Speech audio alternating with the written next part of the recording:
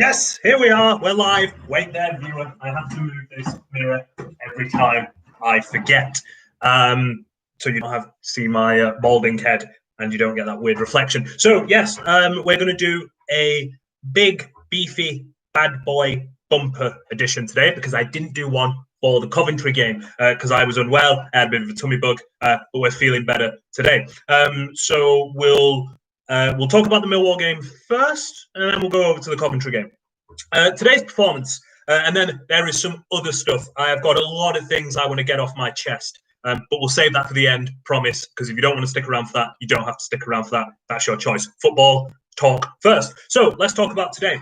That was an attritional game of football that will not live long in the memory, other for the stuff at the start, but the football stuff was not particularly good. It wasn't a good game, but that was the type of game that was perfect for Derby.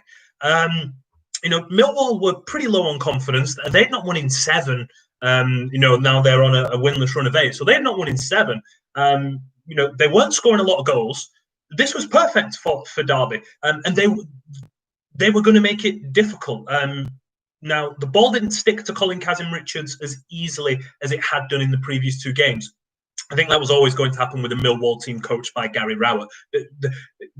They just wouldn't have allowed him that kind of space. And they were physical with Colin as well. Right off the bat, they were very physical with him. They often bracketed him in a sense of one went really, really tight to Colin, and then someone else was just kind of 2 or 3 yards around just in case he did win it, and then they'd smother that and clear it. And that was effective for quite a long part of the game. And then what you saw is the knock-on effect of that was when he did win a ball, the midfield runners weren't going beyond him because they just had nothing to feed off at the time. Now that, for me, was the wrong choice. As a midfield runner, you always have to believe your forward is going to win the ball and just keep gambling and going and going. But it's easy to see why when those things get smothered, you're going to be like, right, well, I'm not going to run beyond because I have to be here to try and win the ball back once Millwall retain possession. A word for Kamil Jozwiak. I felt in the first half on the ball, he's always very exciting on the ball, typically does a lot of things pretty well. Off the ball was his big issue in the first half. So Romeo, the Millwall right back, had him beat twice in the first half, and it was pretty worrying. It was similar to what happened in the game last year, the 3-2 last year, where it was Tom Lawrence on that occasion that was getting beat by him down that side in the first half. Someone must have had a word, because the second half, his defensive output was excellent. And there was one challenge, 85th, 86th minute, where Romeo goes down that wing, Jozwiak tracks him back, and he has to make up a good 2 or 3 yards as well, which late in the game, that's not an easy thing to do. And he outmuscles him and he comes away with the ball. Brilliant defensive display. They needed that kind of tenacity, that kind of heart and intensity to win a game like that, because we saw against Coventry. We saw against Coventry. They had an inability to dig in. They had an inability to really dig in and see out games. And when you're not confident, I get that the temptation is your defense is going to drop deeper. Your defensive line is going to drop deeper. Your forward is going to get isolated. So therefore, it's just kick, rush, defend again. Kick. That is always going to be an issue. But to be fair to them, Derby's defensive line against Millwall, the midfield line, it dropped deeper for a bit, and then a few minutes later, it actually pushed back higher up again. So I wonder if Rooney had a word from the sideline and just said, no, you need to stay high. You need to stay high because this is how we got in trouble last time. So to be fair to them, they did drop deep. They addressed that in real time when they needed to at a key moment, something that they had failed to do in the previous games. And they addressed that. Big credit to that. Big credit to the substitutions. And I'm going to talk more about them in my piece, which I'll do for The Athletic. But the substitutions today were very good. They were very effective. So the first game against Wycombe, I felt that Rooney got them wrong. I felt they were 10 minutes too early, and felt that taking both Colin Kazim-Richards and Dwayne Holmes off together completely disrupted all the rhythm that they had. I understand in a vacuum, I understand why he made those changes at the same time. I just disagree with with making them at least not staggering them out, or at least not asking Colin if he can give you 5-10 more minutes, because at that point it was a very critical point in the game. Derby 1-0 up, 67 minutes. They were still on the attack at that point. You see if you can try and 5-10 minutes try and kill it off, and if not, then you look to go more defensive. Against Coventry, I felt he made the subs just a touch too late, and he talked about that.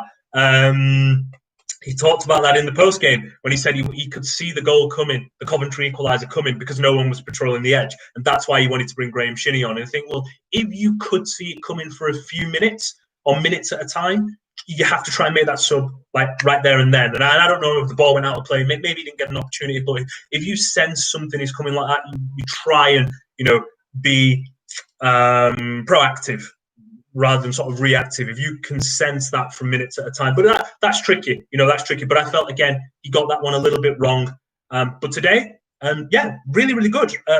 I know not many people were enthused to see Martin Waghorn coming off the bench, and you wanted Jordan Ibe to come off the bench as well. Look, Martin Waghorn had a really good impact. It was his header that gets palmed away and helps set up Jason Knight's goal. He has a very good shot a few minutes after that. That tests the goalkeeper. He was fine. And look, I don't think Martin is playing with a lot of confidence right now. Certainly not as much as we know he can play with. That little showing off the bench today, that'll do him the world of good. And that's what you want, because he's going to be a key player all season. He is a good player. He is out of form, and it happens, and it sucks. And when you're at the bottom of the table, you can't really afford to have that. But, the team would have been a lot worse off without his goals last year. And I thoroughly believe they'd be a lot worse off without him when we whiz forward to, 46 games or whatever it is this year. But yeah, I understand why the disappointment was had when he's come off the bench, because he's not played well recently. And I think he'd admit that. He hasn't played well. Look, Jordan Ibe didn't get off the bench, but how good is it to just see him make the squad? How good is it to just see him make a senior football squad? He didn't have a good time of it at Bournemouth. I think that, that's well documented now. He's had issues off the pitch, also well documented now. He's had an illness, gastroenteritis, which has kept him out for a long, long time. He had 45 minutes off the bench. 45 minutes start for the 23s, looked excellent, and obviously then gets the illness. The fact that he was deemed fit enough to make the squad is a massive positive. A massive positive. You take that and you hold on to it and think, right, all right, didn't get on. That sucks. We won the game, so that's cool. Maybe he gets on against Brentford. Even if he doesn't, if he's on the bench again against Brentford, it's still all right, thumbs up. You might see Jordan Ibe this side of Christmas, of Christmas, which we didn't think we were going to do or see last week. So, that's cool. That's awesome. I'll answer some questions very, very quickly. My man of the match, Chris. That is a tough one, because this was a lot like the Norwich game, just no passengers. But I thought Bielik, again, was excellent in a different kind of way today. So against Coventry, Bielik had a very sort of controlled role in terms of his passing. He was distributing the ball really, really well. Today, he had to be really good defensively. There was one instance late in the game where Romeo drifts in from the right, and actually it's Bielik that vacates his zone at the edge of that area there, and Romeo hits over. That was his only real bad spot for me. He had a mistimed challenge, not the one that he got booked for. There was one in the Millwall half where he's reaching for it, doesn't get it, and then he's exposed there. But I think it's actually Jason Knight that comes across and helps him out there. He was excellent. Jason was typically very, very good as well. A lot of hard work. He got through a lot of hard work, and I think you can forgive the midfield runners not going beyond Kazim Richards as often as they did when they get through the level of work they got through today. They were brilliant. Davis was excellent. Matt Clark had a big second half. Big second half from Matt Clark. After not having the greatest first half, after not really having the greatest last sort of three halves of football, if you put in the first half of today and the game against Coventry, he'd not really had a terrific time of it. He just looks a bit unsure of himself right now, but he should take massive heart out of that second half performance, because I thought he was brilliant. A couple of really big challenges in there, a couple of really important headers. Jozwiak had a pretty good game. Second half again, especially first half was a bit. Dwayne Holmes was. Dwayne was okay at times. decision making at times was not okay, and I think he'd admit that. I think he'd accept that. But was lively at times, and that was fine. If you're pushing me for a man of the match, I'm going to give it Jason because he got the winner as well. So I'll give it Jason because he got the winner. Let's see what else we got here. That game shows how clear it is when you play Ozviak on the left, where he's more natural than on the right. W. Cooper. I think. Look, I get the stick that Tom Lawrence gets. I get it.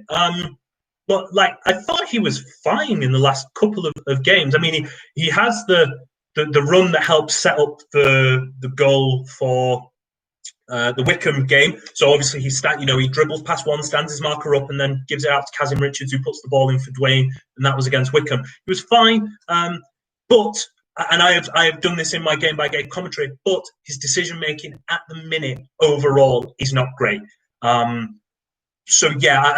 He still does a few good things every now and again, but his decision making wasn't great. Josviak, when he came on against, I think, Wickham, maybe Coventry, he also wasn't great. It should be said, he really struggled. But I think he's more tenacious than Lawrence. I think Josviak has a bit like a pit bull kind of mentality in him. He is a lot more tenacious. Again, defensively, I don't think he gets caught because he's lazy, and I don't think Lawrence is lazy either. I think he gets caught because he switches off. He's not fully aware, I think, of his defensive responsibilities in this team yet, and that's fine. He's got to learn those, and also, new signing that has come in and has to adapt to a new club, new culture. His English is pretty good, but maybe there's some terminology issues there, and also now there's a managerial turnover. He's having to learn a lot, but he's doing fine. And I still believe that Jozwiak, sorry, I always mispronounce that, will be a star, and I think he'll be really, really good for Derby going forward. What else? Oh, thank you, Lewis. Recently subscribing to The Athletic. Shout out to you. Thank you very much. I really appreciate that. All you guys, even if you don't sub, even if you just tune into this and just follow me on Twitter, like all that support is awesome. You guys are awesome. You guys and girls are awesome. It's terrific. Something about Rooney. Does Rooney talk much on the sidelines? Every time I see him, it's leave. Thomas Lowe. Good question. He has his moments. He's not a very shouty manager. He's not a very shouty man, but he does have his moments. So I think typically what happens is Rosinha leads the way, sort of the early exchanges of the game. So he'll shout the encouragement. He'll tell players, in, go over there, when this is happening, do this. And then after about 10 minutes, I think Rooney just likes to see a bigger picture. And then after about 10 minutes, he goes forward and we'll start to shout a few more things. Sometimes what you might not see happening is when one of the wingers or fullbacks on his side is shuttling up and down the line, he'll pass on some instructions to them, who then in turn pass it on to the person that needs it on the pitch. Not a sort of dominant force on the touchline, but yeah, he does his talking. He does plenty of talking. Can't wait for Ike to be playing again. Where do you think he fits in? On the right? Yeah, I want to say on the right. And I want to say, if once, and Rooney talk about making things simple, once they strip it back and they're comfortable in the basics again, I would imagine to see Jozwiak and I, and whoever you want as 10, but mainly Jozwiak and I imagine you'd see them switching wings quite a bit, just because they're both pretty comfortable on either wing. But I on the right, Jozwiak or Lawrence on the left. And then that frees up Holmes to go in his preferred position down the middle. Or look, if Knight can go there, those guys are going to see a lot of minutes. Long season, you're going to need everyone that you can get. So I wouldn't fret about how many games is Knight going to get, how many games is Holmes going to get. They're going to get their minutes. It's a long ass season. They're going to get their minutes. It'll be fine. But yeah, I'm on the right. One of Jozwiak and Lawrence on the left. Holmes or Knight in the middle. That's okay. Like, you can do worse in the championship. You could do a lot worse. Kazim Richards, Wycombe, you can do worse. It's interesting actually. The two Andrews, I will take this as the same question. Thompson and Devitt. Rooney's best decision arguably came when it was announced that he would be interim manager, a sole interim manager, and he just wouldn't be in the team anymore. That was one of his better decisions already. And I don't mean that as a snide dig, but he slowed things down for me. he slowed the pace of things down for me. He always wanted to put his foot on the ball and take a look and try and ping balls rather than sort of try and quickly ping the ball around, zip it around. And Bielik has come in and done that role, in my opinion, a lot better. Now, technically, like, he's still Wayne Rooney. You give him 20 yards from a free kick, he'll still do it. He'll still slide a ball in, down the side, right through the. He'll still do those things. He still has Wayne Rooney qualities. He'll still do Wayne Rooney stuff, but not as often. And when you're at the bottom of the table, you can't really have a luxury player. And I think that's kind of what he'd become, because it wasn't consistent with him. He wasn't fit. He wasn't fit, and while that's not an excuse, someone has to make that decision then to not play him or only bring him off the bench and give him 50 minutes or whatever. But trying to build that team around him just kind of wasn't working. Lewis, last question I'll take before I get on to some things that I personally want to talk about. So this is your warning now.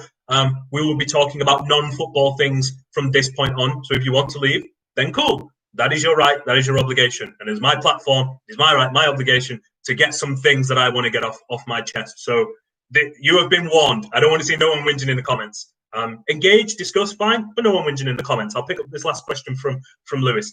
Is it true the takeover is delayed because of EFL appeals, or was it just... Now, I have not heard the EFL appeal line. I had not heard that. I had not been briefed that. But yeah, public holidays. I mean, I saw that being reported, and while not to discredit that report, like, you're trying to buy and sell a club here. Like, someone's got to be working on holidays. You can't tell me you're taking 3 days off. If you're an invested buyer in a club and you're looking at this club and you're thinking, well, can't really take 3 days off for my holidays because this club needs some clarity. We need to buy it, or we need to sell it.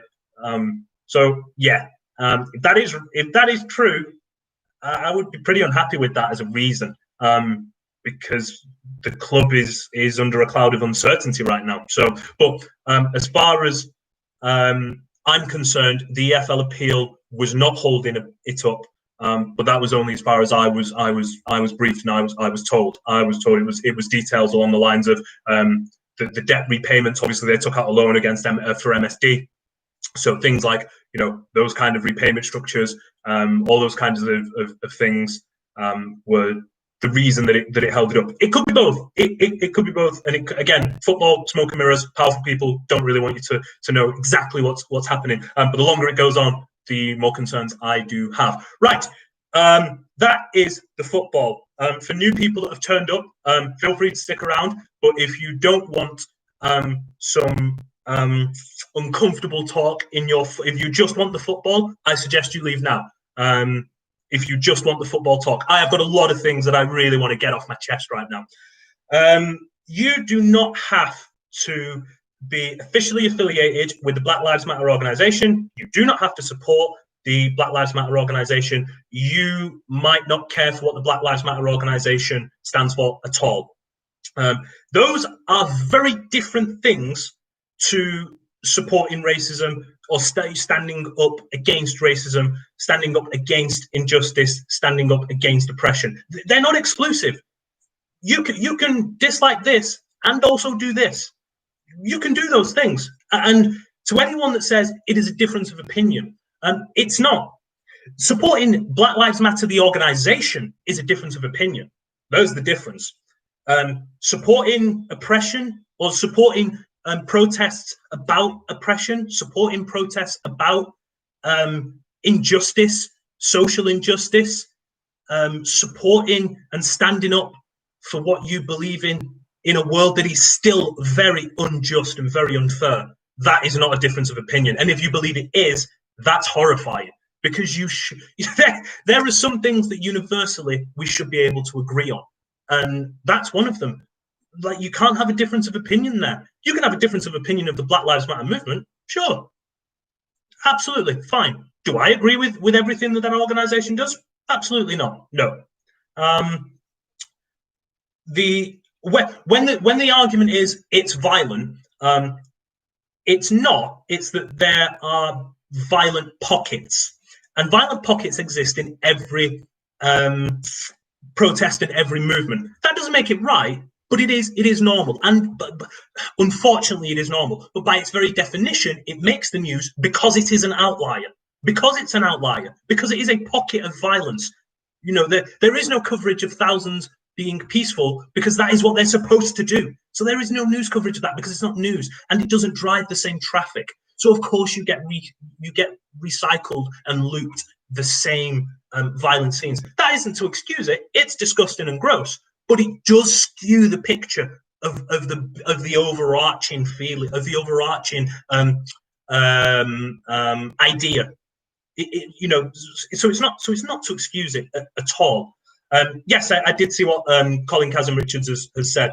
He might have added to that since, but I saw that he called it a disgrace, so I did see that. So yeah, that is my opinion and my feelings on that. I don't think that, because look, there'll be plenty of people that want me to wear a poppy. There'll be plenty of people that want all those guys to wear poppies on their shirts, and then we'll abuse them. Some people use the fact that James McClean doesn't wear a poppy as a reason to abuse him. That is disgusting and it's gross. You can't have it both ways. If you can't have this idea that this matters and you have to stand up for this, and if you don't, you're scum and boo. And then when other people want to stand up for something that they believe in, you go, well, that's absolutely gross, that's disgusting, you can't do that. The final point I'll make, and it's an important point, is that when people say, well, protest on their own time, don't protest on my time or their work time, protest on your own time. That's not how protests work. The idea of a protest is to make it uncomfortable. That is the idea of it. It's civil disobedience. It is to make things as uncomfortable as possible in the most peaceful way possible. So change happens. Change will not happen if you are comfortable, because it won't, because you're comfortable. So if you want to say, well, protest on your own time, well, that's the exact opposite of how protests work. The idea is look, it's uncomfortable. A lot of you people will have uncomfortable conversations or might have uncomfortable thoughts and feelings. It's fine to have those. We can have those discussions. I've had those discussions on Twitter. People have dropped me DMs, and I don't claim to have all the answers, but I can bring you a different perspective. And that's all we can do. And you can look, and if you don't agree with it, you can bring me your perspective. Rather than shout at each other, we have to talk to each other. That's the only way we'll ever understand each other. Okay? Look, that is the last thing that I'm going to say. We won! We actually won a football game. Look, guys, it's we're 20 days away from Christmas, so be good to you and yours. Enjoy some Christmas cheer. I'll have a piece up on The Athletic tomorrow or the day after. Look, be cool. I love all you guys and girls. Take care, and we'll speak soon. Bye-bye.